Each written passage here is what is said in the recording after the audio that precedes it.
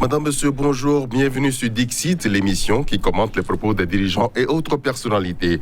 M'accompagne dans cet exercice ce jour Moïse Soulé. Bonjour à vous. Bonjour à vous, Jérôme Kassa. Bonjour à Pierre Mossou. Bonjour à toutes et à tous. Adrien Mossou, bonjour. Bonjour l'Afrique, bonjour Jérôme, bonjour Moïse.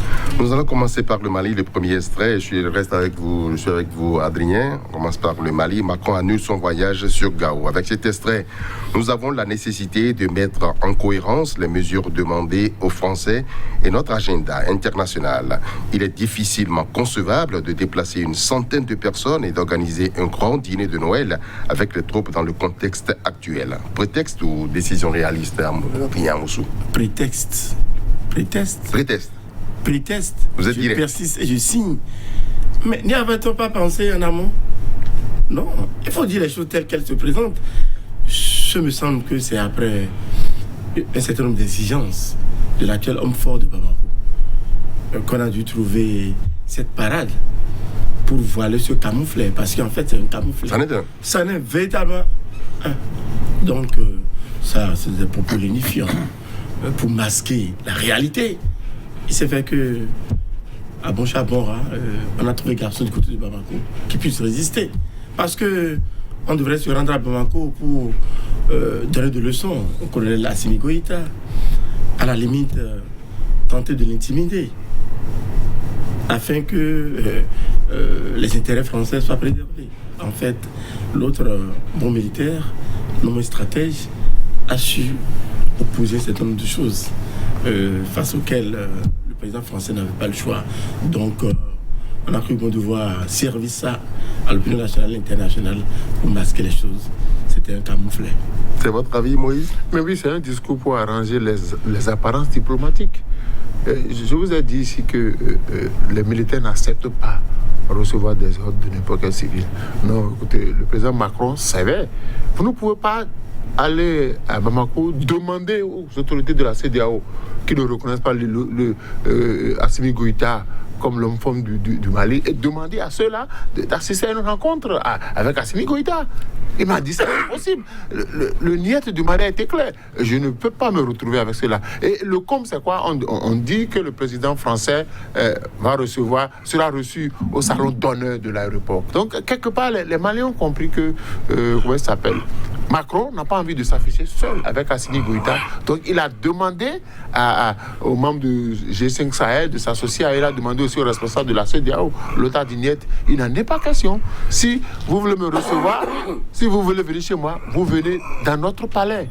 Et nous allons faire les choses. Mais comme ils n'ont pas voulu, ils ont trouvé ce prétexte-là. Sinon, quand vous écoutez les confrères maliens, quand vous lisez un peu la presse malienne, ils vont vous dire, c'est parce que l'homme fort du Mali a dit non, je ne suis pas d'accord, on fera. Parce que c'est le problème du format qui s'est posé.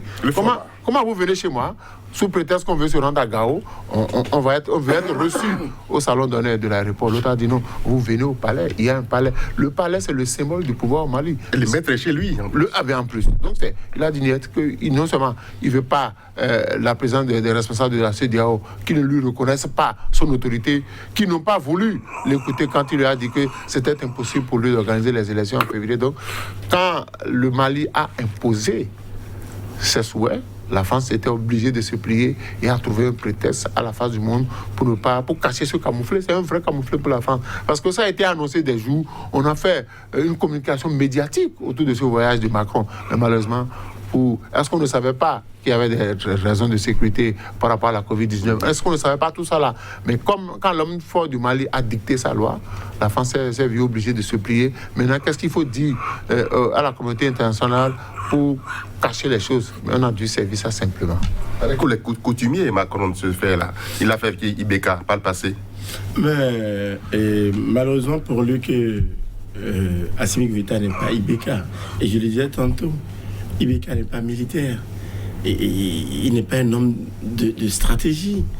Le jeune colonel officier de son état à Bamako a su quand même dire un certain nombre de choses, a su exiger un certain nombre de choses.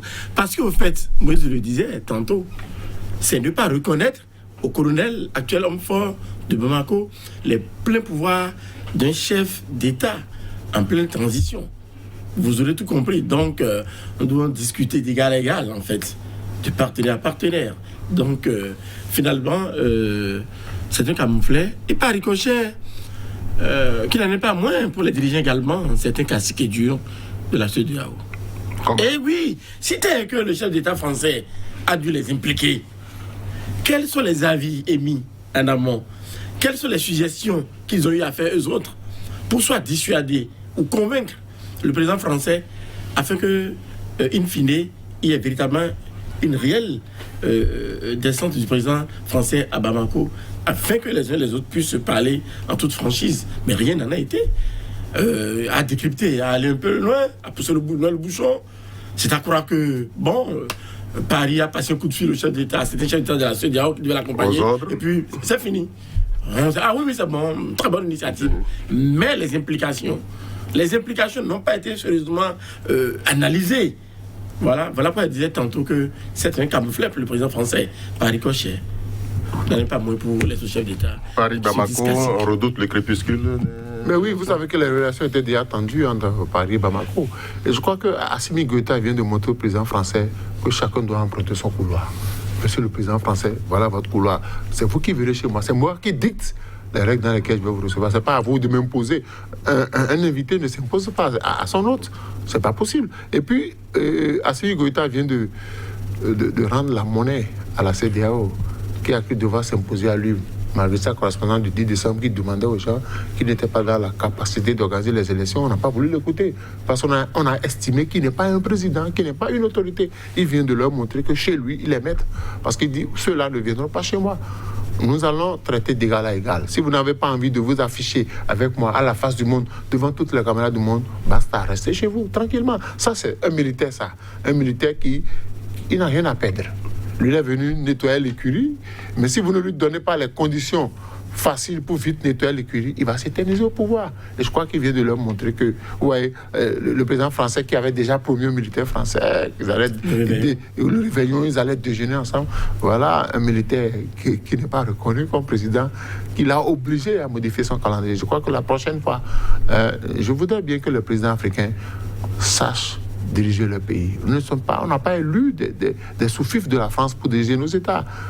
Vous êtes président chez vous, le président français vient, il vous traite d'égal à égal. Pour des discussions de coopération bilatérale, on n'a pas besoin de témoins. Pourquoi veut-on que les responsables de la CEDEAO, je crois qu'ils même ne réfléchissent pas. Vous ne reconnaissez pas l'autorité d'Assimi Goïta, mais on vous invite à venir à une rencontre avec Assimi Goïta chez lui et vous acceptez. Et il y a mal donne. Je crois que maintenant, les règles sont clairement établies.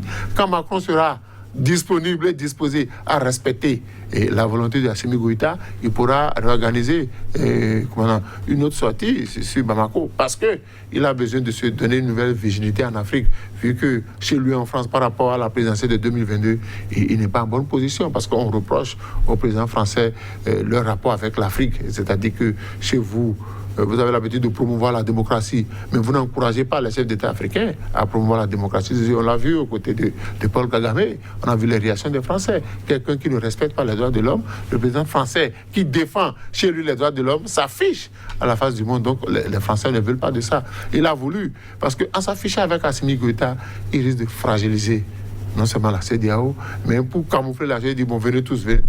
Et G5 Sahel, venez, CEDEAO, venez. Avec Assimi Goïta, nous allons faire la rencontre à l'aéroport. L'aéroport d'un pays, ce n'est pas le pays. C'est pas le pays. Rester sur la terrasse, ce n'est pas rentrer dans la maison. Donc, je crois que l'autre a dit, j'ai un palais. Je suis président de la République. Et le président de la République, on le rencontre au palais, pas à l'aéroport. Je crois que si on vient en France, est-ce que lui, il accepterait? Est-ce que lui, il a jamais reçu un président africain qu'on appelle à l'aéroport? Mais il est fier de prendre des photos de famille avec le président africain à l'Élysée. Donc, je voudrais que désormais, le président africain aussi se fasse respecter. C'est pas parce que là, on dit que la France est une puissance économique et militaire que parfois nous allons courber les chines devant ces présidents-là. Voilà un militaire, un simple colonel qui a dit « Niet, je n'en veux pas. Vous allez venir chez moi en respectant les conditions que je vous impose. Si ce n'est pas possible, vous restez chez vous. » Et comme un chien, le président français, entre les pattes, est parti. Un message pour les autres chefs d'État de la sous-région, c'est ça? Oui, c'est plus qu'un message pour ces chefs d'État-là qui ne veulent pas reconnaître l'ordre normal des choses, de ne pas s'inscrire dans une logique qui promeuve véritablement le respect des peuples et qui plus est de leurs dirigeants. Nous restons avec le même Macron qui fait son mea culpa et il a dit ceci, je sais pour vous Moïse. J'ai acquis une chose parlant à ses compatriotes, c'est que on ne fait rien bouger si on n'est pas pétri d'un respect infini pour chacun. Et je pense que dans certains de mes propos, j'ai blessé des gens et je pense qu'on peut bouger les choses sans blesser des gens. Et c'est ça que je ne referai plus parce que au moment où je l'ai fait, je n'ai pas mesuré que je blessais. Et regrette n'avoir pas été humble. 2022. Ah oui. 2022. Vous voyez ça derrière. Mais oui, 2022. Parce qu'il est en train de cotiser l'électorat français. Suivez un peu les sondages en France. Il est souvent taclé. Donc aujourd'hui, il joue le joli cœur aux Français pour avoir le suffrage. C'est pas possible. Comment un président peut tenir ces discours-là? Quand vous parlez, vous avez quand même des conseillers. Une première fois, vous pouvez faire l'erreur. Vous devez savoir, parce que je crois savoir que quand vous tenez un discours à la fin, vous réécoutez vos propos. Vous devez savoir que ce qui a été dit ne devait pas être dit. Mais ce n'est pas aujourd'hui, à la veille de la présidentielle, où vous êtes bousculé dans les sondages, que vous voulez faire votre mea culpa. Non, ce mea culpa-là, ça ne marche pas, parce que dès qu'on va lui donner un second mandat, il fera pire. C'est pourquoi je disais la dernière fois que les Occidentaux ont commencé par africaniser la gestion du pouvoir chez eux. C'est les présidents africains qu'on constate ça. On dit n'importe quoi. Nous sommes les meilleurs finalement. Mais oui, si on copie. Beaucoup de présidents viennent à notre école. C'est une mauvaise école, sinon c'est pas possible. Un président qui parle, il peut se tromper une première fois. Ça arrive. Mais quand vous êtes président de la République, c'est pourquoi j'aime bien l'Église catholique. Le pape ne peut pas se lever de lui-même et parler. Tout ce que le pape dit est écrit. Parce que ce que le pape dit engage tout le Vatican. Et pourquoi un président ne peut pas faire la même chose? Et qu'un président, il parle, après il dit, oh, je suis désolé, je ne le savais pas. Non, je crois que ça, c'est des propos électoralistes qui n'engagent que ceux qui y croient. Sincérité aux paroles de candidat, comme le dit Mais parole de candidat, vraiment. Parole de candidat, là, c'est clair, c'est une parole de candidat. Des propos lénifiants pour amener les Français à voter en avril prochain. C'est tout. Des propos de campagne. Avec toute la rhétorique, toute la verve qu'il a, toute l'éloquence qu'il a. Quand même, Macron, c'est un énarque, dit-on. Et comme avec cette bourde-là, non, il n'a pas trouvé le filon qu'il fallait. Ce propos qu'il a tenu l'enfonce davantage parce que les Français, dans leur grande majorité, ne seront pas aussi dupes que ça. Autant nous voyons déjà que ce sont des propos de campagne, les Français vont même au-delà. Donc, quitte à le sanctionner même pour avoir tenu ces propos-là, parce que je ne dirais pas qu'il est en train d'infantiliser ses compatriotes. Mais c'est à croire que. C'est seulement après 5 ans qu'il constate. Oui, il comprend. Non, c'est pourquoi je dis, mais qu'est-ce qui se passe avec ces présidents occidentaux? On en a parlé la dernière fois, qui veulent désormais se comporter comme le président africain. C'est le président africain, quand il s'adresse à ses compatriotes, il n'a de respect pour personne. Il ne connaît que son pouvoir.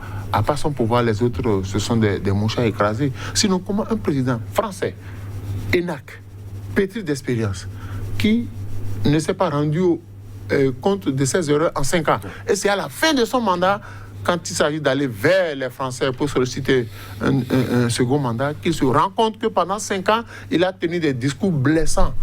Est-ce que ses compatriotes sont prêts à lui pardonner ces erreurs-là? Non, c'est pas possible, c'est pas maintenant.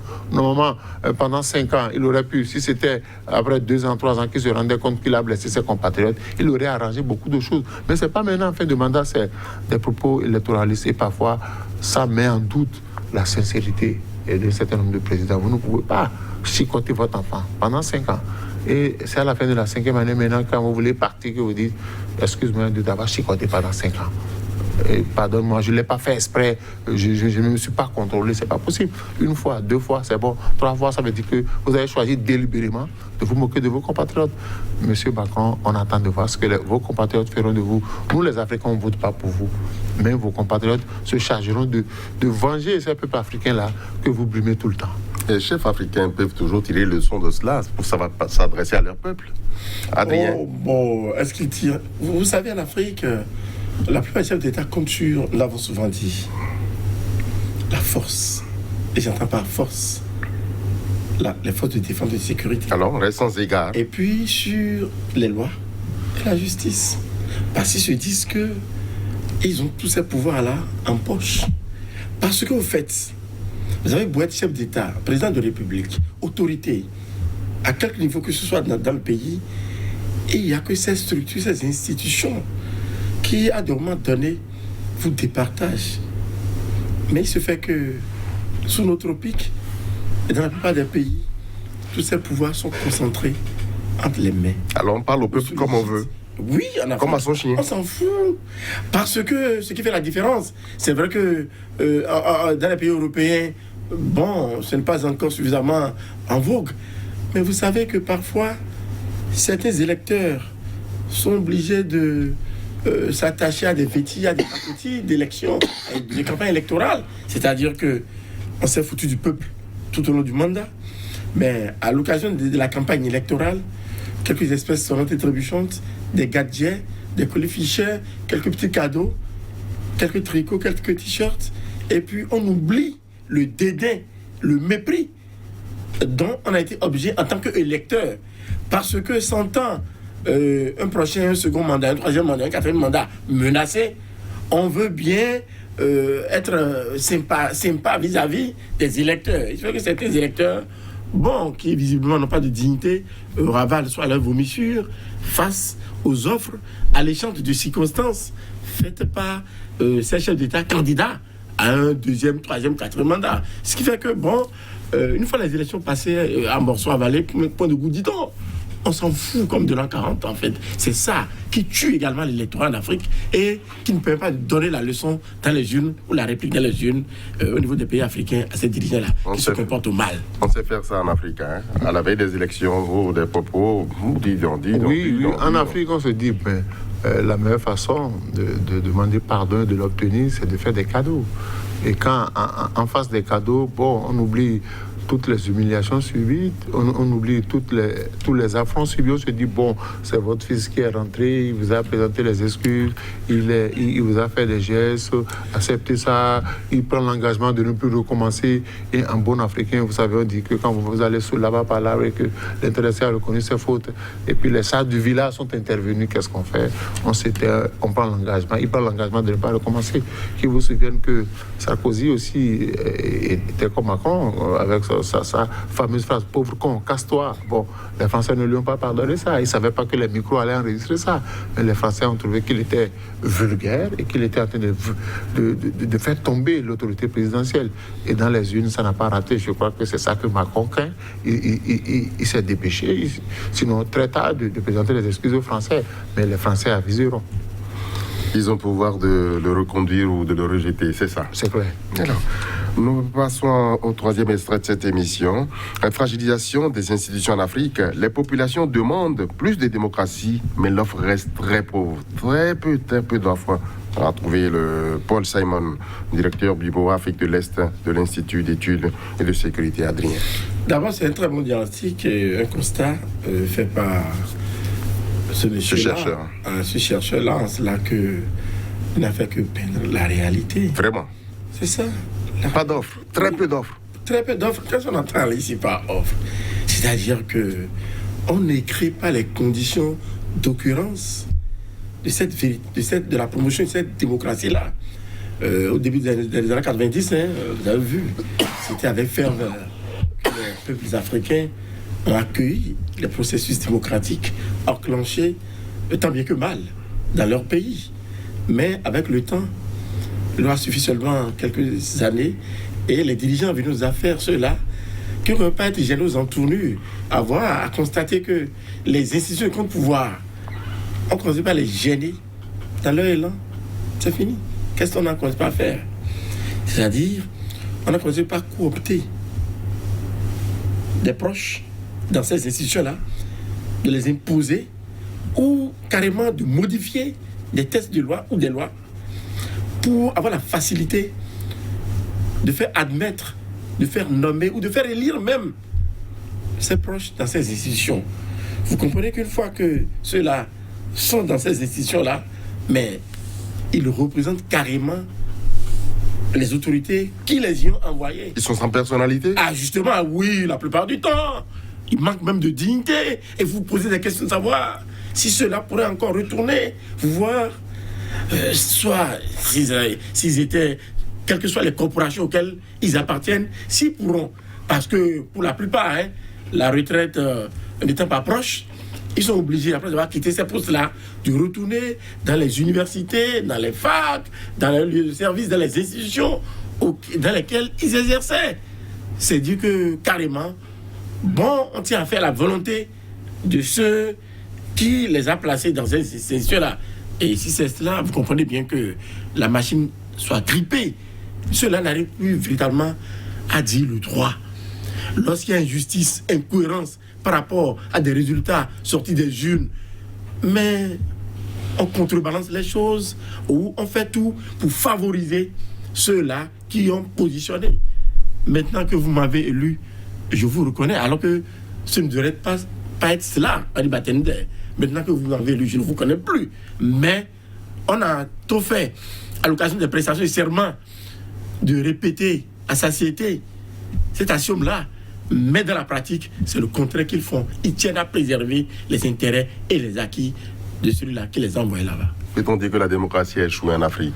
Oui, vous savez, quand les peuples africains réclament la démocratie, ils en veulent, hein? Ils en veulent, c'est qu'on leur donne la possibilité de choisir par eux-mêmes ceux qui sont à même de les diriger.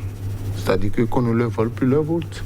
Ils parlent de liberté d'aller, de venir, liberté de penser, c'est-à-dire que vous devez quand même vous exprimer sans vous inquiéter que peut-être dans 5 minutes, on va mettre la main sur vous. Ils veulent la liberté économique, donner la possibilité à leurs compatriotes d'entreprendre.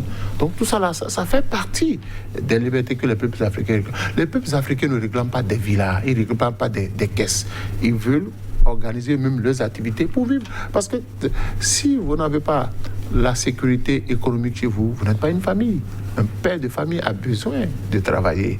Il a besoin de mener ses activités économiques pour nourrir ses enfants. Et ça, on ne voit pas. Et parfois, après les campagnes électorales, les Africains choisissent leur président. Ils ont voté pour quelqu'un, mais lors des résultats, ils se rendent compte que ce n'est pas le choix qui est passé. Donc voilà les problèmes qui un peu... Parce que les Africains, vous allez voir, dans certains pays, on en a parlé ici suffisamment, en Guinée, en Côte d'Ivoire, dans beaucoup d'autres pays, mais quand ceux qui sont à affaires aujourd'hui étaient de l'autre côté, c'était les ardents défenseurs. Le président guinéen qui était Alpha Condé, il était ardent défenseur des libertés. Le président Wade était ardent défenseur de la liberté, qui parlait de démocratie. Mais une fois au pouvoir, ils ont prouvé au peuple qui les ont élus, qui avaient confiance en eux, que en réalité, la démocratie, c'est un vain mot. Et on commence par arracher à ce peuple, petit à petit, les libertés par lesquelles on est passé pour arriver au pouvoir. Donc aujourd'hui, les peuples disent, mais qu'est-ce qu'on veut nous faire? Parce que si je ne peux pas exercer le minimum d'activité, si je ne peux pas dire à mon frère ce que tu fais n'est pas bien sans être inquiété, ça pose un problème. Donc il faudrait que les responsables, les dirigeants africains écoutent un peu le peuple. Vous voyez, le Mali, aujourd'hui je suis sûr que les Maliens soutiennent Assimi Goïta pour avoir exigé, sinon imposé le respect. C'est ça, les Africains veulent quoi? Laissez-nous le pain et la paix. Le reste là, c'est votre problème. Quand vous privez vos compatriotes de pain et de paix, ça, c'est plus la démocratie. La démocratie, vous êtes devenu président parce que le peuple a voulu. Le peuple vous a légué une partie de ces libertés pour que vous puissiez le diriger. Mais le peuple ne vous demande pas de lui arracher tout. Donc aujourd'hui, vous allez voir dans certains pays africains, quand les peuples se fâchent, ils n'ont pas peur d'être tués, ils affrontent. Et quand ça arrive comme ça, celui qui a été tout puissant, Blaise Compaoré, il a été tout puissant au Burkina. Il n'a jamais su qu'un jour, le balai citoyen allait le balayer. Donc je crois qu'il faut que les dirigeants africains écoutent leur peuple. Qu'est-ce que le peuple veut? Mon enfant a étudié, mon enfant a de grands diplômes. Qu'est-ce qu'il veut? Il fait un travail. Parce que je ne peux pas avoir investi sur mon enfant dans un pays, il a étudié après, au moment de recruter, au moment d'offrir l'emploi, il n'a pas les mêmes chances que les autres. C'est ça aussi la démocratie, donner la possibilité à chacun de bénéficier de ce qui lui revient de droit sans faire une sélection naturelle. C'est ça aussi la démocratie. Et c'est dans ce contexte qu'on note la résurgence des coups d'État. Normale suite logique, c'est ça, de l'échec de la démocratie? Je suis perplexe, mais je veux bien tirer une première conclusion selon laquelle ce n'est que la suite logique de ce que, à un moment donné, des chefs d'État qui ont été élus démocratiquement, non seulement violent les constitutions, les tripatouillent, changent carrément les tests pour s'incruster, se maintenir au pouvoir contre la volonté des peuples en fait. Parce que ce fait que dans bien des cas et circonstances, dans certains pays, ils ont beau modifier les tests dans les urnes sont toujours battus. Dans les urnes, battus par les opposants. Mais je fais que des institutions de contre-pouvoir les proclament toujours élus. Par quel miracle se font-ils proclamer élus bien qu'ils aient été battus dans les urnes? Vous aurez compris qu'à un moment donné, second problème, il y a des crises, il y a une résurgence de crise. Parfois, les militaires sont obligés de s'interposer. D'où des coups d'État. Parce que les coups d'État ont plusieurs motifs, en fait. Parfois, c'est une violence qui s'instaure dans le pays, les militaires s'interposent. Parfois, c'est suite à un chaos orchestré par les dirigeants battus aux élections qui ne font pas partie, l'armée s'interpose. Parfois, n'en pouvant plus de supporter le mauvais sort imposé ou le dictat de certains dirigeants, avoir la violence, venir pointer à l'horizon, l'armée s'interpose. C'est dire que, dans la plupart des cas, les coups d'État sont justifiés par le fait que, s'étant mal comportés, les dirigeants qui se disent avoir été démocratiquement élus en imposent tellement à leur peuple qu'à un moment donné, n'en pouvant plus, les militaires sont obligés de sortir des casernes pour les balayer ou pour les déposer. Vous avez vu les cas récents. Mali, Guinée, dont nous parlons présentement. Donc c'est dire que c'est vrai qu'il ne faut pas encourager les coups d'État, mais face à certaines situations, face à certains faits, vous êtes obligés de les consommer et de les admettre, en cela que ceux-là qui ont été déposés n'étaient pas non plus enfants de cœur. Mais c'est le peuple qui est malheureux dans tout ça, parce qu'avec des dirigeants peu sérieux, des militaires qui partent finalement pas, qui refusent de partir, avec des transitions au contour flou finalement. Et le peuple se rend compte parfois que celui qui est sorti du chapeau magique des élections n'est pas l'homme choisi. Et vous allez constater que dans la plupart des pays, dès qu'il y a coup d'État, le premier réflexe du peuple, c'est d'aller piller les magasins. Parce que le peuple, c'est comme les animaux qui sont enfermés dans une cage. Le jour où vous ouvrez la cage, vous voyez la liberté. Ils vont piller. Et ils jubilent parce que pendant longtemps, ils n'ont plus cette opportunité-là de descendre dans les rues, de jubiler. Et quand le militaire vient, le premier réflexe du peuple, c'est de se réjouir. Ah, enfin, on a retrouvé une partie de notre liberté, quitte à ce peuple de perdre. Donc aujourd'hui, les peuples sont désabusés. Et vous allez voir dans beaucoup de pays africains, quand il y a élection, le taux de participation chute dangereusement parce qu'il y a des gens qui ont désormais une certaine indifférence totale à ce que vous appelez vote. Ils disent, écoutez, que j'aille voter ou que je n'aille pas voter, nous savons déjà qui sera élu. Quel que soit le type de campagne que les autres auraient fait, nous savons déjà. Un ami français me dit, mais attends, qu'est-ce qui se passe chez vous en Afrique? C'est chez vous toujours en Afrique, il y a des élections ici à la période du chaos. Ça veut dire quoi? Que le président, il est tout puissant, tout le monde l'aime. Il dit, mon frère, c'est comme ça que ça se passe chez nous, en Afrique. Il dit, on fait court, quoi. Oui, on fait court. On dit, bon, on va faire un peu... C'est un raccourci pour faire des économies à l'État. Mais je dis, attention, les peuples africains, ça a commencé petitement. Ouais, aujourd'hui, le Mali, c'est même pas un seul coup d'État. Il y en a eu 2 ou 3. Et aujourd'hui, nous sommes en Guinée. Et Doumbia a dit qu'il ne va pas laisser partir Condé va répondre de ces actes. Donc, quand ça va se passer comme ça, parce que le peuple africain, c'est vrai, à un moment donné, on le prend comme un peuple morfondi. Et le peuple ne se lève pas, Mais le jour où le peuple se décide à se lever, il est souvent soutenu par les militaires. Donc, nous ne pouvons pas. Dans les années 90, Adrien l'a rappelé, quand on a commencé avec la conférence nationale, beaucoup de peuples se sont réjouis parce que les libertés perdues pendant des années de dictature dans un certain nombre de pays, dès qu'on a commencé les conférences nationales, tout le monde s'est réjoui. On a dit, bon, les intellectuels, les lettrés feront mieux que les militaires.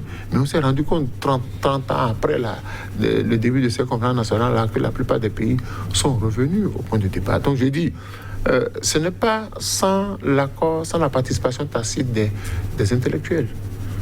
Quand vous voyez, on a débattu ici du cas de Zuma en Afrique du Sud. Et vous avez vu, lui-même, l'institution qu'il a mise en place l'a jugé correctement et on l'a envoyé en prison. C'est pas comme, bon, j'ai créé une institution, l'institution dépend de moi. Non, dans les pays anglophones, c'est la différence avec les pays francophones.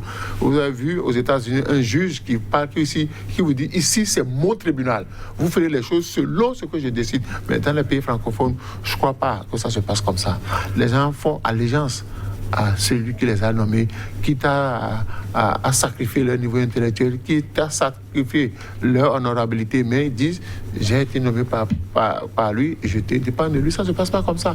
Quand on vous a nommé, vous devenez un instrument au service du peuple, pas un instrument contre le peuple. Donc je crois qu'il y a plusieurs aspects sur lesquels je ne sais pas s'il faut parler des états généraux de la démocratie en Afrique, parce que nous avons c'est un peu bizarre que nous ayons des professeurs africains qui aient donné des cours de droit en démocratie, machin, en philosophie, en communication à l'extérieur. Mais on s'est dit, mais vous venez... Ça se passe sous vos yeux chez vous. Mais pourtant, chez vous, vous n'avez pas la possibilité de dire ce que vous dites là.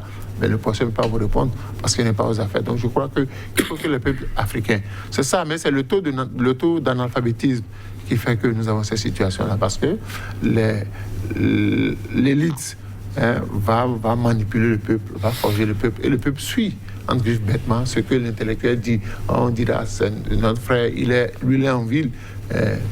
Désenchantement, ça revient. Donc, je crois que la démocratie en Afrique, certains parlent de démocratie tropicalisée. Là encore, il faut étudier. Mais désormais, il faut que les peuples africains prennent leurs responsabilités. Sinon, le gouffre se creuse davantage. Mais le chercheur se désole des transitions sans fin. Les militaires sont là, d'accord, mais ils refusent de partir. Oui, il faut bien se désoler des transitions sans fin, mais parfois, il se fait qu'il y a des militaires qui tiennent à partir parce que l'on saurait leur prêter des intentions. On va leur faire des procès d'intention. Lorsque nous prenons par exemple le cas malien, où étant sur le terrain, connaissant les réalités du terrain, la junte actuelle demande à la CEDEAO, qui s'érige carrément en gendarme, accordez-nous un délai supplémentaire, faites-nous confiance. Il se trouve certains dirigeants dits classiques de la CEDEAO qui en fait ne sont pas des modèles, mais qui visiblement cherchent à en imposer aux autres à Bamako pour dire niet, il n'en sera pas question. 6 mois ou rien. 6 mois ou rien. Alors que vous faites pire parmi ceux-là qu'on dit chefs d'État. Je ne dis pas tous les chefs d'État de la CEDEAO. Il y en a qui se respectent. Il y en a qui connaissent leurs limites. Il y en a qui savent que n'étant pas des modèles, ils n'ont pas de leçons à donner. Mais il y a une minorité qu'on peut compter du bout des doigts qui quand même ne sont pas des modèles chez eux. Et qui s'affichent. Qui sont les mêmes forcés des 3e mandats, voire des 4e. Mais c'est eux. C'est eux qui tiennent à dicter la conduite à tenir aux autres. Mais quand même, diantre. Donc, c'est dit que forcément, ce n'est pas que la faute de ceux-là qui ne veulent pas partir. Oui. Mais à vouloir tout gérer avant de partir, ça fait un problème, ça devient long. Justement, encore faudrait-il savoir ce qu'il faut mettre dans la transition, en fait. C'est tout. Ils en mettent beaucoup, il paraît. Parfois, certains en mettent beaucoup. Il faut le reconnaître. Parfois, après quelques mois, on constate que le pouvoir devient intéressant. On a commencé par avoir subitement l'appétit de s'enrichir. Parce que qui a le pouvoir aujourd'hui en Afrique, on veut s'enrichir, acheter les arrières. On va partir si bien que vous ne serez pas surpris de constater que tel dirigeant n'a fait qu'un an, 1 an et demi ou plus 2 ans, mais c'est trop empiffré et c'est trop enrichi. Vous aurez tout compris. Donc, c'est selon les pays, les cas et circonstances. Toujours est-il qu'il faut déplorer la chose. Encore faudrait-il que tout en déplorant, on crée les conditions pour que les transitions, pour que ceux-là qui sont chargés de gérer la transition ne cherchent pas non plus à s'incruster davantage. Mais ils veulent tout gérer dans la transition avant de laisser le pouvoir aux civils. Ça fait gros. Non, vous savez, aujourd'hui, le cas du Mali doit faire école. Si la CEDEAO, par exemple, refuse d'écouter Assimi Goïta, refuse de respecter le chronogramme proposé par Assimi Goïta, c'est que la CEDEAO l'encourage à garder le pouvoir jusqu'à l'éternité s'il veut. Parce que le gars dit, je ne peux pas faire les élections tout de suite. Parce qu'il a avancé des raisons. On ne veut pas l'écouter. Ok. Maintenant, lui, il n'écoute personne. Il peut rester là 5 ans, 10 ans. C'est vrai que quand en Guinée, on a arrêté Condé, qu'on a vu des milliards chez lui, et ça donne des envies. Ça donne des envies. Ça veut dire que si je suis président de la République, je peux dormir avec des millions chez moi. Je peux manipuler l'argent du contribuable de mon pays comme je veux. Donc aujourd'hui, quand le militaire, il est resté longtemps dans les casernes, il se contente de ses primes de militaire, ou bien on parle de solde de militaire, et puis il vient au pouvoir voir que lui peut rouler les grosses voitures, il peut être respecté, il a tout à sa disposition, qui refuse le bonheur sitôt. Donc je dis, il faut que la CEDEAO puisse aider. Ce n'est pas en face du militaire, il ne faut pas faire la force, il ne faut pas faire la violence. Je crois que Macron, les responsables de la CEDEAO viennent de la prendre à leur départ pour dire, ah non, ça ne se passe pas comme ça. Vous ne pouvez pas vouloir remonter les bretelles à quelqu'un quand il est allé vers vous pour exprimer ses préoccupations. Maintenant, vous voulez venir chez lui, le rencontrer, ce n'est pas possible. Donc, je crois que la CEDEAO, les organisations sous-régionales devraient aider les militaires. Mais si nous voulons que les militaires restent dans les casernes, il faudrait que quand les civils prennent le pouvoir, que les constitutions ne soient plus tripatouillées, que le nombre de mandats soit respecté, qu'on ne cherche plus à caporaliser les institutions. Parce qu'on a dit les institutions ne dépendent pas de l'exécutif. Mais ailleurs, vous verrez que quand Tshisekedi était arrivé, qu'est-ce qu'il a constaté? Que la plupart des députés étaient à la solde de Kabila, ce qui ne lui permettait pas. Mais qu'est-ce qu'on a vu du coup? Tous ces députés-là encore ont changé de veste et sont devenus encore pro-Tshisekedi. Il a trouvé que c'est pas bien. Dans beaucoup d'autres pays, les institutions, il y a des institutions importantes. Vous avez le Parlement. Quand le Parlement est à la solde du pouvoir exécutif, nous ne sommes plus dans une démocratie. Quand les cours constitutionnels, en fonction du pays, sont à la solde de l'exécutif, ce n'est pas un problème. On a dit, l'un est chargé de contrôler l'autre. Mais quand maintenant tous se retrouvent dans un même panier, dirigé par quelqu'un, il faut être sûr que, bon, c'est la République des copains. Donc il faudrait que désormais, on arrive à faire la démarcation entre les différents pouvoirs. Que la presse, par exemple, ne soit plus à la solde du pouvoir. Il peut y avoir une presse gouvernementale, on est d'accord. Mais il faudrait qu'il y ait aussi une presse qui puisse donner un son de cloche contraire à ce qui est entendu. En Afrique, il n'y en a pas. Qu'est-ce qui a fait qu'au Burkina Faso, Norbert Zongo a été zigoué? La preuve, la dernière fois on a parlé ici, les gens réclament toute la vérité sur le décès de Norbert Zongo parce qu'il allait fouiller dans les poubelles là où il ne devait pas y aller. Donc dans d'autres pays, il y a nos confrères qui sont en prison parce que ce qu'ils disent ne plaît pas au prince du moment. Donc il faut désormais que ces quatre pouvoirs, que ce soit le Parlement, le pouvoir qu'on appelle juridique, le pouvoir législatif et le quatrième pouvoir comme la presse, qu'il n'y ait pas, qu'on ne phagocyte plus ces pouvoirs-là, qu'on donne la liberté. Parce que quand vous êtes au pouvoir et que vos compatriotes ont la possibilité de vous critiquer, c'est qui vous peut permettre de mieux diriger, de recadrer votre programme. Mais quand vous refusez dans une famille, j'ai dit une fois, si dans une famille tous les enfants sont d'accord avec le père, c'est que dans cette famille-là, le père apprend à ses enfants à être des hypocrites. Et quand l'hypocrite se réveille un matin, se retourne contre vous, c'est vous qui prenez la fuite. Adrien, M. Moïse, il vient de citer la justice, la Cour constitutionnelle et le Parlement qui portent le chapeau. Et les forces des malheurs. Et les forces de défense et de sécurité parfois. Parce que dans des constitutions, il est même dit que lorsqu'un chef vient à vous donner des ordres qui sont aux antipodes du respect des droits, des libertés, si dans des conditions données, vous devez désobéir. Nul n'est obligé de respecter des ordres injustes. Mais il se fait que, tel que les choses se passent, mais ce sont les grands patrons qui nomment les officiers, les généraux, les chefs d'état-major et tout. Ils ne peuvent pas parce qu'ils craignent les représailles. Il y a certains qui vous disent carrément, mais ne vous rien, n'ont pas de garantie suffisante pour désobéir. En fait, c'est ça qui est également question. La loi les protège? Mais non, mais la loi les protège comment?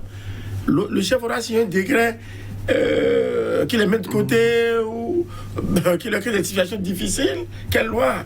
Oui, c'est de façon virtuelle, mais de façon concrète. Quelle est cette protection que la loi leur garantit pour qu'ils puissent véritablement dire parfois au chef, Monsieur le Président de la République, Monsieur le chef d'état-major général, je ne peux pas. C'est vrai, il y a quelques rares cas en Afrique où il y a des ministres, des cadres émérites, et non des moindres, des officiers. On peut dire, Monsieur le Président de la République, Monsieur le ministre de la Défense, nous ne pourrons pas aller dans cette direction. Ils ont été demi-points. Mais ils sont assez durs, assez costauds. Mais dans la plupart des cas et circonstances, ce n'est pas évident. Parce qu'aujourd'hui, c'est le gain de la part, l'argent et puis le confort qui font que, bon, certains... On oublie le pays. Ils préfèrent s'aborder leur dignité. Et justement, mais attention, pour certains, à des moments donnés, on met les intérêts du pays entre parenthèses. il n'y a que les intérêts personnels qui vaillent. C'est triste pour ce continent, Moïse. C'est d'autant plus triste que j'ai lu dans des ouvrages qu'un président africain, devant les ambassadeurs, demande à ses ministres de danser pour les ambassadeurs pour leur faire plaisir. Et des cadres émérites, fièrement, enlèvent leur costume, dansent devant les ambassadeurs pour faire plaisir au prince Rayan. J'ai vu ça. On osait faire ça. Mais oui. Dans un pays de l'Afrique de l'Ouest. Oui, et puis les ministres sont très fiers de danser sous instruction du président de la République. Comment voulez-vous que ce président-là ne se prenne pas pour Dieu? C'est comme ça. Et c'est quand même celui qui est allé à l'école voit mieux que celui qui n'est pas allé à l'école. Et c'est pourquoi je dis, parfois, ce sont les cadres, l'élite qui aime le pouvoir. Parce que dans certains pays, c'est vrai, vous avez vu au Tchad, on a dit que le jeune Déby n'avait pas gravi tous les échelons de l'armée pour porter le galon. Certains l'ont dit, mais d'autres ne pouvaient pas le dire parce qu'ils craignent des représailles de la part de l'homme fort du moment. Donc parfois, pour sauver sa vie et celle de sa famille, certains cas sont obligés de se saborder, de s'aplatir, comme on dit. Parce que dans un autre pays de l'Afrique centrale, le président vous invite à dîner chez lui et devant vous, il drague votre femme. Vous n'avez pas le droit de lever le petit doigt. Et fièrement, vous l'y accompagnez. Donc, ouais, il est de ces... Suprême humiliation. Oui, suprême humiliation. Et celui-là, il est fier que le président de la République drague sa femme. C'est pas possible. Donc, voilà que quelque part, Adrien l'a dit, il n'est pas donné à tout intellectuel en face d'un président de la République qui dit, monsieur le président de la République, ça ne se passe pas comme ça. Quand vous voyez tous les avantages mirobolants dont vous jouissez, et que si vous affrontez le président de la République, à l'instant même, vous pouvez perdre ces avantages et vous retournez à zéro. Donc, quand on pense à tout ça... Moïse. Mais oui, écoutez, vous partez de zéro pour gagner plus de 3 millions, 5 millions, 6 mois. C'est impressionnant. C'est impressionnant. Donc, vous êtes obligé parfois de dire, nous sommes en Afrique, la pression sociologique, on dit, il ne faut pas laisser, parce que derrière toi, il y a tout un monde que tu nourris. Donc, on accepte l'humiliation pour que sa famille puisse être à l'abri du besoin. Malheureusement, ainsi va l'Afrique. Que faut-il pour le nouvel ordre sur le continent? Vous faites fin de vin pour le savoir. Je ne suis pas forcément spécialiste ces situations. Ça crève l'œil, là. Oui, ça crève l'œil, mais un sursaut d'orgueil, revenir au homme moral, encore que notre monde est si perverti aujourd'hui que ce sont les intérêts immédiats, l'argent qui prend par là. On veut s'assurer des lendemains meilleurs, il faut un véritable confort, mais l'exception confirme la règle, dit-on. Il se trouve toujours des exemples, des modèles, des cadres qui préfèrent assumer dignement leur statut, quitte à se foutre des postes que vous leur offrez, ou ils se disent qu'il ne sert à rien de continuer à avaler des vomissures pour un poste, parce que les postes sont et seront éphémères. Parce qu'ils sont de la famille, ces messieurs qui font ça. Mais oui, est-ce que la famille ne les encourage pas à s'habiller comme ça? Quand vous lisez un peu la plupart des anciens dictateurs de l'Afrique de l'Ouest, quand ils ont quitté le pouvoir, il s'est trouvé des journalistes pour écrire des ouvrages sur cela. Quand vous les lisez, vous allez voir que parfois des gens ont envie de quitter. Mais madame dit, tu ne quittes pas. Mais c'est pointant, l'humiliation c'est pointant. Et puis bon, vous n'avez pas le choix. Parce qu'ailleurs, vous démissionnez, on vous rend la vie plus difficile. Oui. Donc les gens préfèrent rester à côté du prince Rayan pour avoir tout au moins la paix, avec le confort qui accompagne cette paix éphémère. Mais non, jamais ne affronter parce que vous affrontez, parfois c'est pas évident que vous puissiez quitter le palais. Donc aujourd'hui, il faut une révolution de mentalité. Il faut qu'on montre aux gens que au-delà de l'argent, il y a l'honneur. Au-delà, vous l'avez rappelé, de la famille. Bon, il y a des gens qui ont déjà passé plusieurs fois à la gomme sur le nom de leur famille. Donc on ne peut pas être comme les Français. Vous voyez, un président français, c'est rare qu'on entende des présidents africains présenter des excuses à leur peuple. Ils ne s'en plaignent pas. Bon, ils disent, si j'ai fait que le peuple n'a pas réagi, c'est que le peuple se retrouve dans l'élément. Donc je peux continuer par l'écraser. On a vu des gens qui ont fait plus de 30 ans au pouvoir et qui, à leur décès, sont enterrés comme des chiens. Tout l'argent amassé n'a servi à rien. Comme dit mon feu père, il dit, mais tu as beau être milliardaire, nous tous là, c'est 1 mètre carré, quoi. 1 mètre carré. Donc il faut que les Africains apprennent à se débarrasser du luxe insolent. Parce que parfois, les partenaires, les PTF, comme on dit, constatent que ce qu'ils souffrent pour mobiliser là-bas, quand ils envoient ça en Afrique, ça atterrit dans des poches et après, c'est des maisons sur maisons. Mais il faut qu'il y ait une révolution de mentalité. Sinon, dans 50 ans, l'Afrique sera toujours en arrière. Regardez la Chine. Et la Chine s'est levée, et puis aujourd'hui, tout le monde court derrière la Chine. Pourquoi on ne peut pas courir derrière l'Afrique, alors que l'Afrique a des ressources minières et minéralogiques qui lui permettent d'être le numéro 1. Malheureusement, chacun passe à sa parcelle de pouvoir et à ses intérêts.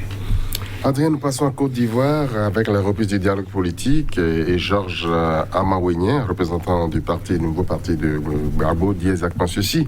Nous souhaitons que tous les thèmes soient abordés sans tabou afin de trouver des solutions pour une paix et une stabilité durable.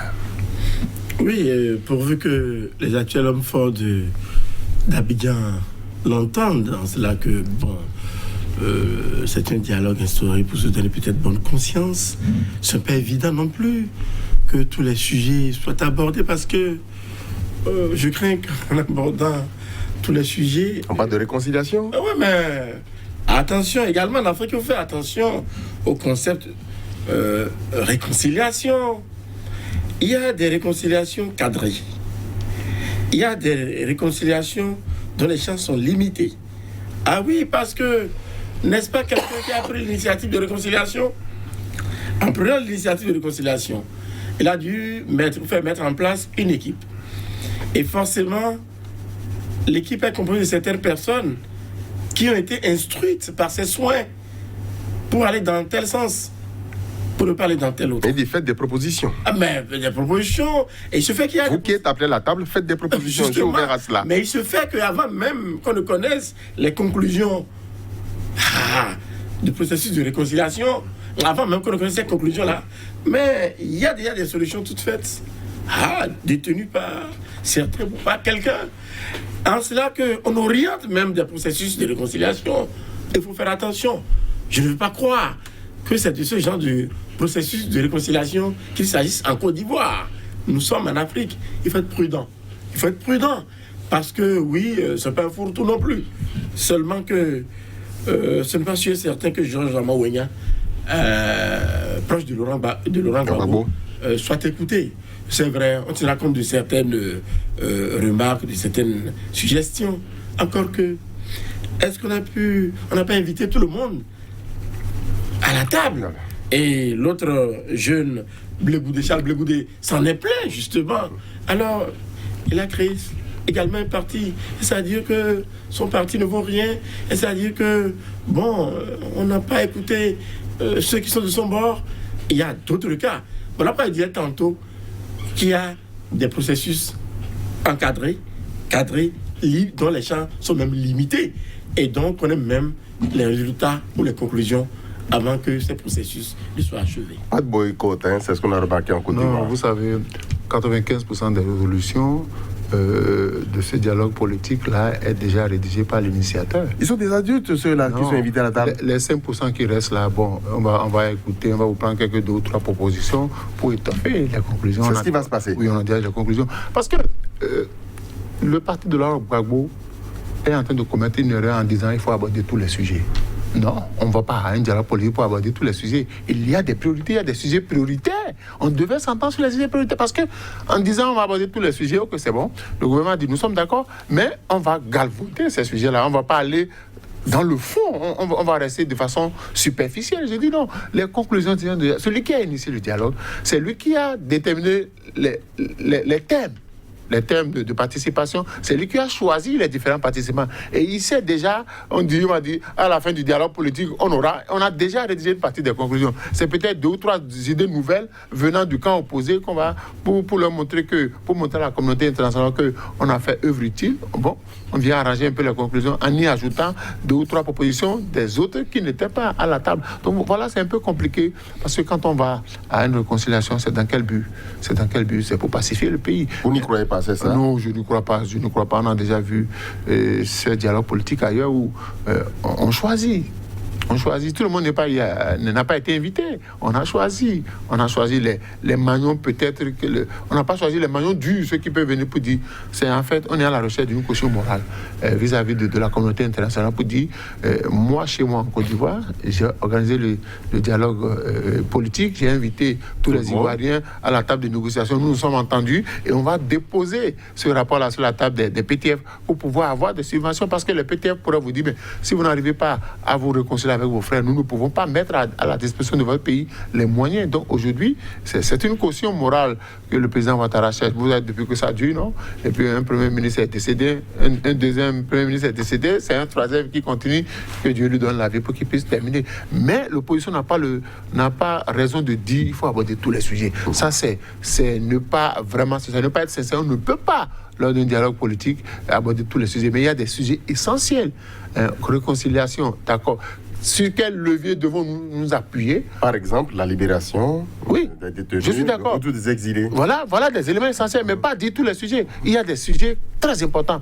Il faut vider les prisons, tous les détenus politiques, il faut les libérer. Les jeunes qui ont commis de petites fautes, il faut les libérer. Il faut permettre aux gens de rejoindre leur famille. On avait déjà dit au niveau de la CEI, il faut revoir l'organisation, ça a été revu. Même si, on sait qu'on a placé là, mais on ne peut pas aborder. Il y a des sujets essentiels. Parce que dire qu'il faut aborder les sujets, c'est que vous vous écartez de l'essentiel. Et à la fin, on vous dira, c'est vous-même qui avez demandé qu'on aborde tous les sujets. Et en abordant tous les sujets, on n'a pas eu le temps d'aborder les sujets essentiels. Donc, on devait s'entendre sur l'essentiel. Mais je dis, une fois encore, si c'est un dialogue politique en Afrique, c'est que 95% des conclusions, des décisions sont connues déjà avant l'ouverture de la séance. Autant laisser, c'est ça, Adrien? Oui, autant laisser, si tes cœur ne tient pas à montrer patte blanche, agir franchement. Vous voyez Gbagbo aller là-bas comme ça en clown, Bédier le fait comme ça, non?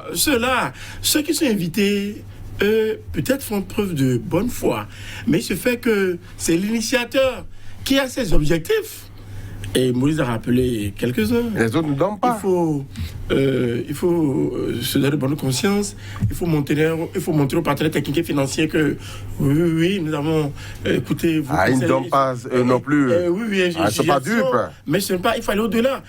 En Côte d'Ivoire, par exemple, par le processus de réconciliation, est-on disposé à Abidjan, le pouvoir est-il disposé à permettre à Guillaume Soro de rentrer? Sans autre forme de procès. C'est pas Justement, il y a de véritables points. Voilà pas en disant que non, t'as laissé. Parce que lorsqu'on parle de réconciliation, c'est que véritablement, il faut que toutes les filles et tous les fils de la Côte d'Ivoire soient libres de se retrouver autour de cette étape-là. Donc, je suis tenté de dire que les dés sont pipés par rapport à ce processus de réconciliation en Côte d'Ivoire, parce que ce ne serait pas un processus de réconciliation qui abordera les véritables sujets de faute en comble. Adrien fait un procès d'intention là, non, Moïse? Non, ce n'est pas il est dans le vrai selon vous. Mais j'ai dit 95% des décisions à prendre à la fin de ce dialogue politique sont déjà connues. On va seulement dans la forme pour dire, pour donner un peu de poids à ceux qui sont là, qui vont faire de nouvelles propositions pour dire, voilà, on a associé tout le monde. Sinon, aujourd'hui, tout à l'heure, l'appel de Guillaume Soro, ça c'est un sujet important. Laissez Guillaume Soro rentrer chez lui. Mais quand on dit tous les sujets, ça veut dire que on peut aborder au dernier moment les sujets importants. Parce que le régime en place n'a aucun intérêt à ce que vos opinions soient prises en compte. On va commencer par les sujets d'abord qui les intéressent. Et ce qui vous intéresse, après, on va dire, le temps imparti au dialogue politique est à son thème. Le budget, on a dépassé largement le budget, on ne peut plus continuer. Il faut arrêter là. C'est vous qui aurez perdu. La politique, où ça nous conduit. Nous allons finir avec Reporters sans frontières. Je reste avec vous, Moïse. Un record de 488 journalistes détenus dans le monde. Jamais depuis la création du bilan annuel de RSF en 1995, le nombre de journalistes emprisonnés n'avait été aussi élevé. Mais oui. Près d'un demi-millier. Et quand vous voyez les pays qui sont concernés, on parle de la Biélorussie, on parle de Hong Kong, il y a des pays dans lesquels même le nombre de femmes enfermées dépasse le nombre d'hommes. C'est grave. Ça veut dire quoi? C'est pourquoi j'ai dit tout à l'heure que quand vous allez... Parce que la plupart sont des journalistes d'investigation. Quand vous allez fouiller dans la poubelle, ça n'arrange pas. On vous arrête. Certains préfèrent arrêter que d'être tués parce qu'ailleurs, d'autres ont été tués. Donc, de jour en jour, les journalistes deviennent un danger pour les pouvoirs politiques qui vont à la dérive. Les pouvoirs politiques qui sont dans le vrai, qui sont dans le chemin de la démocratie. Vous allez voir, vous avez les pays qu'on a cités, non? La Chine, on a cité la Biélorussie, Hong Kong, c'est des pays qui sont à mi-cheval sur la démocratie et la dictature. Donc aujourd'hui, quand vous dites quelque chose qui n'arrange pas le pouvoir en place, il y a les nervis qui sont là pour vous récupérer. Et aujourd'hui, ça fait que les journalistes d'investigation, beaucoup ne veulent plus aller sur ces champs-là parce qu'on se dit, attention, mais je dis, c'est dangereux quand on se met à s'attaquer à la presse. La presse, c'est la presse qui fait et défait les hommes politiques. Et c'est ça qu'ils ne savent pas. Parce que en mettant en prison des journalistes, l'image de votre pays par rapport à la démocratie, parce que l'un des principes d'un État démocratique, c'est la liberté d'expression, la liberté d'opinion. Donc vous empêchez vos compatriotes de dire à travers la bouche des journalistes ce qu'ils pensent, et là, ça pose un problème. Du point de vue économique, c'est que les investisseurs n'auront pas la possibilité de venir investir. Par exemple, dans ce pays-là, si on arrive à enfermer si facilement ces compatriotes pour des vêtis, qu'en serait-il de vous les étrangers? Donc ça pose un problème. Et je crois qu'il faut y réfléchir. Ça fait qu'aujourd'hui, très peu de personnes veulent s'investir dans le journalisme. Ils se disent, je vais aller étudier, faire tout ça pour me retrouver en prison. Je crois que ça pose un problème. Il va falloir que... Mais ces États n'écoutent personne. Ils sont mettre chez eux. Donc il faut faire attention, il faut tirer la sonnette d'alarme, il faut suffisamment en parler pour que les gens sachent que mettre un journaliste en prison, ce n'est pas la meilleure façon de régler les problèmes. Alors, Maurice vient de le dire, il a cité certains pays, mais pratiquement pas de pays africains. Ça veut dire qu'on peut se consoler par ici? Non, pas du tout. On coffre, non? Non, on coffre également dans des pays africains. Vous savez que, surtout dans ces pays-là africains, on n'a même pas besoin d'être un journaliste d'investigation avant d'être inquiété. Il aura suffi que vous soyez des images gênantes. Que vous restituez la vérité. Restituer la vérité ou faire des commentaires qui vont au-delà du point de vue de certains ou de ce que pensent certains. Vous êtes catalogué, vous êtes étiqueté et vous devez faire beaucoup attention. Donc, c'est dire que désormais, la vie des journalistes est sérieusement menacée. Il faut vraiment prendre conscience et essayer de trouver les vrais moyens par lesquels protéger davantage les journalistes. On ne dira jamais assez. Mais chaque jour, c'est un défi à relever. Parce que aller revenir, le lendemain, se contenter de son titre de journaliste, il faut dire que c'est un défi. C'est un défi et il faut véritablement... Il faut raccrocher, c'est ça? Non, il ne faut pas raccrocher, il ne faut pas non plus abdiquer. Mais toujours est-il que vous êtes pris entre le marteau et l'enclume parfois ou entre plusieurs feux et vous devez savoir véritablement être usé de délicatesse et de doigté par rapport à certaines situations, à des éléments, à des angles de traitement. Voilà également l'embarras. Parfois, les sujets sont tels que vous êtes obligé de choisir des angles de traitement qui forcément ne vous envoient pas sur cette piste-là où les yeux des dirigeants, des puissants de l'heure rouge chercheront à ce que on vous amène mort ou vif. Pourquoi ne pas aller au procès, au droit de réponse? Non, vous savez, les journalistes sont tombés de régime. Il y a des journalistes qui, à travers leurs écrits, à travers leurs productions, ont fait tomber des régimes entiers, ont fait tomber des ministres, ont fait tomber des directeurs. Et on ne permettra plus que ça se passe comme ça. Quand vous allez un peu en France, vous lisez, vous fouillez un peu dans l'histoire de la plupart des présidents français, vous allez voir que il y a eu des femmes journalistes qui ont voulu faire tomber des présidents, qui ont joué des rôles importants. Donc aujourd'hui, on craint. Parce que le journaliste, dès qu'il a les éléments de preuve, on ne peut pas l'empêcher de dire ce qu'il pense ou bien de mettre à la face du monde. Donc autant vous arrêter dans vos investigations. Et là, ça pose un problème. Et je suis d'accord avec Adrien. Des gens se disent, mais qu'est-ce qu'il faut faire? Qu'est-ce qu'il faut faire? Et ce qui est encore dangereux dans ces pays-là, quand on tente un procès contre vous et que vous devez répondre, celui qu'on prend comme témoin, c'est un membre de votre corporation. Vous dites? Mais oui, on appelle des confrères pour venir vous contredire devant la cour. Et ils font? Mais tranquillement. Chacun a ses intérêts. On ne pas non plus le juge qui est aux affaires, qui contrôle l'affaire. Non, on appelle peut-être quelqu'un avec qui vous avez travaillé longtemps dans votre rédaction, c'est lui qui vient confirmer que ce qu'on vous reproche là, c'est une vérité. C'est fondé. Donc, écoutez. Compte de l'argent. Écoutez, il y a des gens qui ont dit à sacrifier leur honneur sur l'autel de l'argent. Mais je dis, ce qui est bien, en mettant comme ça les journalistes en prison, on suscite d'autres valeurs. Parce que les gens diront, mais qu'est-ce qui est si intéressant dans ce métier-là pour que les hommes politiques puissent mettre en prison généralement les journalistes? Moi, je préfère encore un journaliste en prison qu'un journaliste à qui on a tiré sur lui à bout portant. Tranquillement. tranquillement parce qu'il est allé sur un terrain où parfois on a déjà averti, on dit, quand je prends le cas de Norbert Zongo, les Burkinabés sont revenus sur le dossier, ils veulent comprendre, les professionnels du média veulent comprendre les conditions dans lesquelles Zongo a été tué. Ils veulent connaître les conclusions de l'enquête parce que finalement ils ont compris que c'était un assassinat politique. Je préfère encore être en prison que d'être assassiné de façon bizarre. Donc aujourd'hui, moi j'encourage vivement les journalistes à ne pas baisser le bras, parce que baisser le bras, c'est donner la force à un certain pouvoir pour dire vous êtes plus fort que nous. Mais il faut que le professionnalisme, il faut que la déontologie soit respectée. Parce que quand vous respectez ces aspects-là, il faut faire attention, parce que souvent on passe par celui qui est plus proche de vous pour vous tomber. Et quand vous allez en prison, parfois on vous oublie. C'est-à-dire que le juge n'a pas votre temps. Il y a des dossiers plus importants que le vôtre.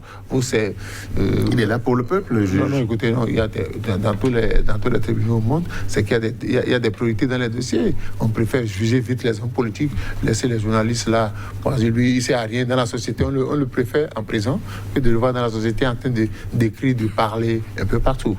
On n'oublie pas les otages. Il y a des journalistes otages. Ah oui, les journalistes otages, là également, c'est une autre paire de manches. C'est toute une autre paire de manches. Vous aurez tout compris que de nos jours, les journalistes sont si exposés à d'énormes risques qu'on ne sait plus au juste sur quel front ils seront toujours attaqués ou assassinés. C'est là toute la question. C'est là que, bon, avant, le prétexte était tout trouvé. Le journaliste a commis un délit. Le journaliste n'a pas vérifié l'information. Il a balancé une fausse information, mais désormais, les journalistes doivent s'attendre à ce que, également, ils soient kidnappés, ils soient assassinés, ils soient tués pour des raisons qu'avant ceux-là, auteurs ou commanditaires, co-auteurs complices de ces actes d'attentat. Et jusqu'à quand? Il faut être fin de verre. C'est un métier noble. C'est un métier noble, mais il se fait qui dérange beaucoup. Dire ce qui est, de par son essence, éclairer l'opinion. Ce qui est bon. Vous savez que lorsque on n'est pas encore aux affaires, on est content. On applaudit la presse qui dénonce l'état avatar du système, de la gouvernance, les dérives. Mais une fois qu'on passe de l'autre côté, on a le fauteuil ou le strapontin. Oh là là, c'est ceux-là qui deviennent pires. C'est vrai, oui. Mais oui, la presse, c'est le porte-voix des sans-voix. C'est la presse qui porte les plaintes et les complaintes des populations. C'est vrai que quand j'ai dit, le président Ouad au Sénégal, il a été fabriqué la presse, il n'est pas la presse, il a été soutenu par la presse. Mais une fois qu'il était au pouvoir et qu'il n'a pas respecté certains nombre de principes, il a été tombé aussi par la presse. Donc je dis, tous les hommes politiques connaissent le degré de nuisance, le degré de côté positif de la presse. Donc aujourd'hui, on dit, ces gens-là, il vaut mieux les mettre au cachot que de les laisser circuler. Triste sort, hein? Triste sort. Bon, non, pas nous décourager. Il faut poursuivre le combat, poursuivre l'œuvre, mais faire beaucoup attention. Ça veut dire que... Faire beaucoup attention. Investigation... Non. N'y allez pas? Non, il faut y aller, mais attention... il faut savoir là où poser le pied pour ne pas et tout faire pour ne pas se faire ou se laisser surprendre, parce que c'est comme des guet-apens qui vous sont parfois tendus par ceux-là à qui vos têtes ne plaisent pas, parce que lorsqu'on voit le journaliste, après on se dit celui-là c'est pour me nuire. Donc, il faut le mettre également hors d'état de nuire. Il faut anticiper avant qu'il ne soit trop tard. Laissez les journalistes faire leur boulot. Oui, c'est un métier noble. Ne leur faites plus ça. Ils ne sont pas vos ennemis. Ils sont là pour éclairer le peuple. Merci Adrien, merci à Moïse, merci à vous. Madame, monsieur, on se retrouve très vite.